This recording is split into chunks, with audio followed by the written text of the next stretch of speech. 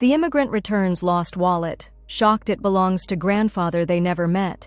This single moment would forever alter the course of Elena Abramova's life, though she didn't realize it yet as she hurried through the rain-slicked streets of Boston, her threadbare coat doing little against the November chill. 27 years old and 6 months in America, Elena still felt like a perpetual outsider. Her small apartment in Dorchester echoed with emptiness each night when she returned from her double shifts, mornings at the bakery, evenings waiting tables. The smell of yeast and coffee grounds seemed permanently embedded in her skin, no matter how hard she scrubbed. That Tuesday morning, the sky hung heavy with charcoal clouds as Elena trudged toward the subway station. Her fingers, red and chapped from hours of kneading dough, clutched her own worn wallet containing exactly $42.18.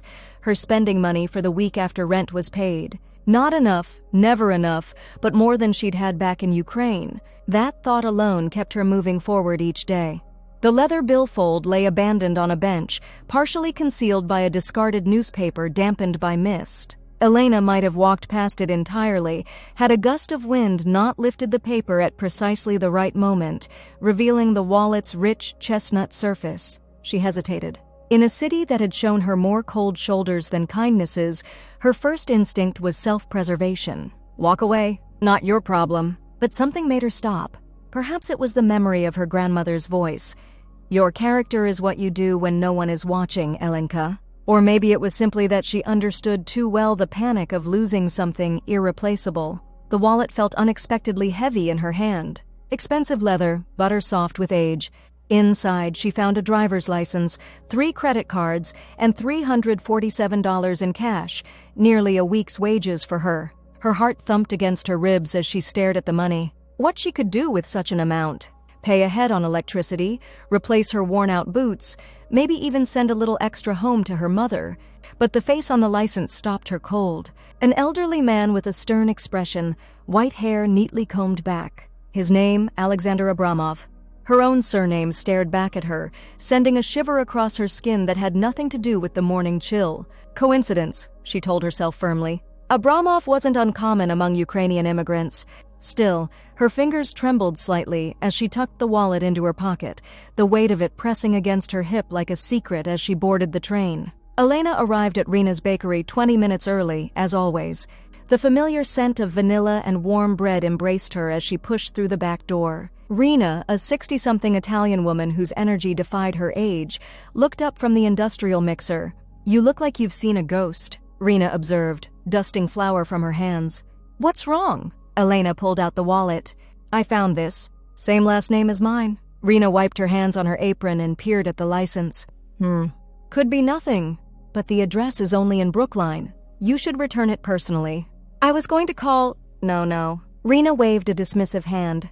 This man is in his 80s, probably worried sick. You take it to him after your shift. Mario can cover your tables tonight. Elena wanted to protest but recognized the determined set of Rena's jaw. When the older woman had her mind made up, it was like arguing with a mountain. Throughout her shift, Elena's thoughts kept returning to the wallet nestled in her backpack. Alexander Abramov. She knew almost nothing about her father's side of the family.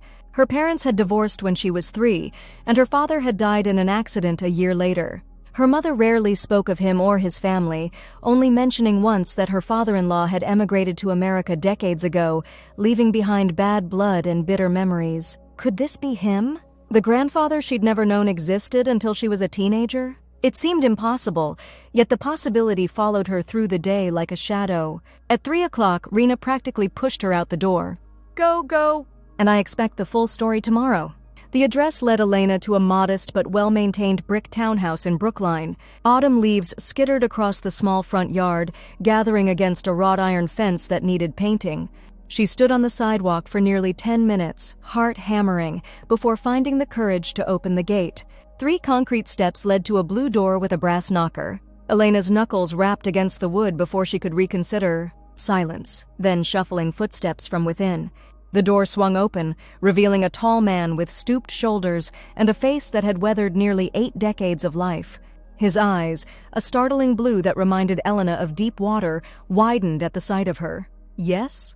His voice carried the faintest trace of an accent, buried beneath decades of American English. Elena held out the wallet. I found this. I believe it's yours." Those blue eyes flickered from her face to the wallet and back again. "Thank you. I've been turning the house upside down looking for it." He reached for the billfold, his fingers brushing against hers, warm and paper dry. "Would you like to come in for tea?" As a thank you, every instinct warned against entering a stranger's home, grandfather or not. Yet curiosity pulled her forward, across the threshold into a house that smelled of books, coffee, and something else.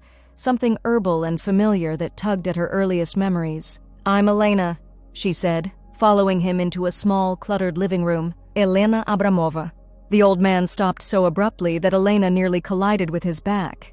He turned slowly, those deep-water eyes searching her face with new intensity. "Abramova," he repeated. "From Ukraine?" Elena nodded, heart in her throat. "Odessa originally, then Kiev." Alexander Abramov's hand reached for the back of a chair, steadying himself.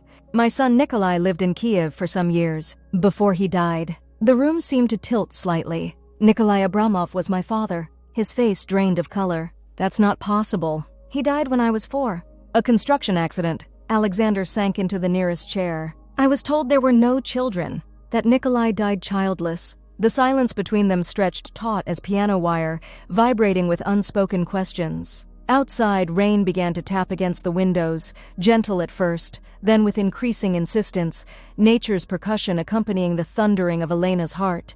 "Who told you that?" she finally asked. "My daughter-in-law. Irina." He spoke the name carefully, as if testing its weight after years of disuse. "My mother," Elena whispered. Alexander's eyes closed briefly. When they opened, they glistened with unshed tears. "Why would she hide you from me?" Elena had no answer. Her mother had spoken of her father-in-law only once, saying he had abandoned the family to chase American dreams, that he'd never cared to stay in contact. Had that been a lie? Or was there another truth, one more complex than either version? "I think," Alexander said heavily, "we have much to discuss." That evening stretched into night as they cautiously circled each other with questions and tentative answers. Alexander made borscht, not the watery restaurant version Elena had encountered in America, but thick and rich the way her grandmother used to make it. The familiar taste unlocked something in her chest, a door she'd kept tightly closed since leaving Ukraine. "Your father was my only child," Alexander told her as they sat at his small kitchen table. "I came to America in 1989, during the Soviet collapse. I wanted to bring Nikolai, but he refused, said Ukraine was his home, that he would build his future there. My mother told me you abandoned them." Alexander's spoon clattered against his bowl. "Is that what she believed?" "I sent money every month for years. Letters too, though responses grew fewer and further between. When Nikolai died," his voice faltered, "Irina wrote that she wanted nothing from me, that my American dollars couldn't replace her husband." Elena stared into her borscht, watching the swirl of sour cream slowly dissolve into the deep red. How many truths had dissolved similarly over the years, blending into something neither person fully recognized? "She remarried when I was 6, Elena said quietly. "We struggled before that. If you were sending money, it should have reached you." Alexander's expression darkened. "I continued sending it for years after Nikolai died, until Irina wrote demanding I stop, saying there was nothing left for me in Ukraine." Elena thought of the cramped apartment she'd shared with her mother, the second-hand clothes, the nights her mother worked late cleaning offices. Where had the money gone? Had her mother's pride been so great she'd returned it? Or had there been another explanation altogether? The questions multiplied like ripples in still water, one leading to another without clear answers. By midnight, they had moved to the living room, where Alexander pulled out photo albums that Elena pored over hungrily. Images of her father as a boy, as a young man, pictures she'd never seen before. "You have his eyes," Alexander said softly, "and his stubborn chin." Elena touched her face unconsciously. "I have so few pictures of him." "Take these." He pushed an album toward her. "They belong to you as much as to me." When Elena finally glanced at her watch, she gasped. "It's nearly 2 in the morning. I should go. I have work at 5. "Stay," Alexander said, the word holding more weight than its single syllable suggested. "I have a spare room. It's late and the trains aren't safe at this hour." The spare room was small but neat, with a window overlooking a garden that Elena imagined would be lovely in summer. The sheets smelled of lavender and something else. Time, perhaps. How long had this room waited empty? Had Alexander hoped, somewhere deep down, that someday family might occupy it? Sleep eluded her as she stared at the ceiling, mind racing with the day's revelations. Across the hall, she could hear Alexander moving about, his footsteps creaking on old floorboards. He couldn't sleep either, it seemed. They were separated by a hallway and decades of misunderstanding, both awake in the darkness, adjusting to the seismic shift in their worlds. Morning arrived with pale sunlight and the smell of coffee. Elena found Alexander in the kitchen, frying eggs with mechanical precision. "I called your bakery," he said without turning around. "Told them you were helping your grandfather with an emergency and would be late." "You didn't have to." "I have 27 years to make up for," he interrupted, sliding eggs onto a plate. "Let an old man start somewhere." Over breakfast, they began the careful work of building a bridge across the chasm of lost years. Alexander showed her documents, bank statements proving wire transfers to Ukraine long after Nikolai's death, letters he'd written that had apparently never reached their destination. Elena found herself questioning everything her mother had told her about this side of her family. "I should call her," Elena said, staring at her phone. "Ask her directly." Alexander's hand covered hers briefly. "Perhaps some truths need to be approached gently. There might be reasons we don't yet understand." The wisdom in his words resonated with Elena. Whatever had happened between her mother and Alexander, it was entangled with grief over her father's death, complicated by distance and perhaps misunderstanding.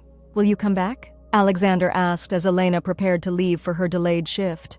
The question held no demand, only hope, fragile and tentative. "Yes," she promised. "Tomorrow after work." That tomorrow became the first of many. Through winter's bitter grip and into spring's tentative awakening, Elena carved time from her demanding schedule to visit Alexander. Each visit revealed another layer of their shared history, another connection between them. Alexander showed her how to make the Ukrainian dishes her grandmother had prepared but never written down. Elena brought books she loved, building a small library of shared references. They discovered a mutual love of chess, spending hours in companionable silence broken only by the soft click of pieces on the board. In March, when Elena's apartment flooded, Alexander insisted she stay with him just until things are sorted out. Temporary arrangements have a way of becoming permanent when they fill needs neither party fully acknowledged. By April, most of Elena's possessions had migrated to the spare room that gradually transformed into her space. The thorniest subject remained unaddressed. Irina, Elena's mother, still in Ukraine and unaware that her daughter had found the grandfather she'd been told wanted nothing to do with them. Elena's weekly calls home became exercises in careful omission, guilt accumulating with each conversation. "You need to tell her," Alexander said one evening as they sat in his small garden, where crocuses had pushed through the soil with stubborn determination. "This secret will only grow heavier." Elena nodded, watching a robin hop along the garden wall. "I know. But what if there's something terrible I don't know? Some reason she kept us apart? Then we face it together," Alexander replied simply. "Truth has a way of setting itself free eventually, better on our terms than by accident." That night, Elena called her mother, heart pounding so hard she felt lightheaded. The international ringtone seemed to stretch for eternity before her mother's familiar voice answered. "Mama," Elena began in Ukrainian, "I need to tell you something important. I've found grandfather Alexander." The silence that followed lasted so long, Elena checked to see if the call had dropped. "Mama? How?" Her mother's voice sounded strange, constricted.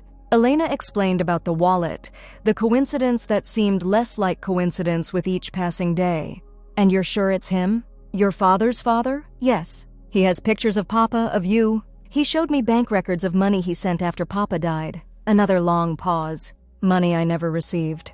The conversation that followed lasted hours, unspooling a tale more complex than either Alexander or Elena had imagined. After Nikolai's death, Irina's brother had intercepted Alexander's letters and money, convinced that the American father-in-law would try to take his nephew's child to America. He had forged responses, returned the money, created a fiction of rejection that both sides believed. "By the time I discovered what my brother had done, years had passed," Irina explained, her voice heavy with regret. "I was remarried. You were settled in your new life. I told myself it was too late to unravel such a tangled web of lies. You could have told me the truth when I was older," Elena said, tears streaming down her face. "Yes," her mother admitted. "That was my failing. Pride and shame kept me silent. Can you forgive me, Alenka?" Forgiveness, Elena was learning, wasn't a single moment but a process, like bread dough that needed time to rise, to be worked and shaped, to transform under patient hands. "I'm trying to understand, Mama. I want to." When she finally ended the call, she found Alexander waiting in the kitchen, a cup of tea steaming before him, another prepared for her. "Your mother and I need to speak directly," he said as Elena relayed the conversation. "Some wounds can only heal face to face." That summer, Alexander used his modest savings to bring Irina to Boston, her first trip to America, her first time seeing her daughter in nearly a year. Elena watched from the arrival gate as her mother emerged, looking smaller than she remembered, more vulnerable. Behind her, Alexander stood rigid, emotions warring across his weathered face. Their first meeting was awkward, formal, laden with 27 years of misunderstanding. But as days passed in Alexander's small house, the ice began to thaw. They spoke in Ukrainian late into the night, voices rising and falling like waves, sometimes breaking into tears or unexpected laughter. Elena observed this cautious reconciliation, like a gardener watching seedlings push through soil, hopeful, protective, understanding that growth requires both nurturing and patience. On Irina's last night in Boston, Elena returned from work to find her mother and grandfather sitting side by side on the porch swing, Alexander's wallet open between them as they studied a faded photograph. "This was our wedding day," Irina was saying. "Nikolai was so proud to have his father there, even though you had to leave the next morning." Alexander nodded, finger tracing the image. "The happiest I'd seen him. And the last time, he would be proud of Elena," Irina said softly, "and happy to know his father had found her." Elena remained in the doorway, unwilling to interrupt this fragile moment of peace. The setting sun bathed them in golden light, softening the lines of age and worry on both their faces. For the first time, she could see them not as adversaries in her history, but as two people who had loved her father in their own ways, who had carried their grief in isolation for too long. As summer faded into autumn, Elena's life settled into a new rhythm. She reduced her hours at the restaurant to enroll in community college classes, supported by Alexander, who insisted, "Education is the one thing no one can take from you." She continued living with him, their initial awkwardness replaced by comfortable routine. She cooked dinner on Tuesdays and Thursdays. He handled weekends. They alternated other days or ordered takeout when tired. The wallet that had brought them together sat on Alexander's mantelpiece, a talisman of sorts, a reminder of how chance and choice had intersected to rebuild a family fractured by misunderstanding. 1 year to the day after finding the wallet, Elena prepared a special dinner, all of Alexander's favorites, from borscht to honey cake. As they ate, she presented him with a gift, a new wallet, buttery leather embossed with his initials, and inside a folded piece of paper. Alexander unfolded it with careful fingers, eyes widening as he read. "An application for citizenship?" Elena nodded. "Mom helped me gather the documents from Ukraine. We can submit everything next week if you're willing to sponsor me." "Willing?" Alexander's voice cracked. "Elena, nothing would make me prouder." Later that evening, as they sat on the porch watching night descend over the neighborhood, Alexander took her hand, his grip surprisingly strong for a man his age. "You know," he said, "people speak of the American dream as if it's about wealth or success. But for me, it was always simpler. To have family, to pass on what matters, to be remembered. I thought I had failed entirely." Elena squeezed his hand. "Some dreams take longer to come true.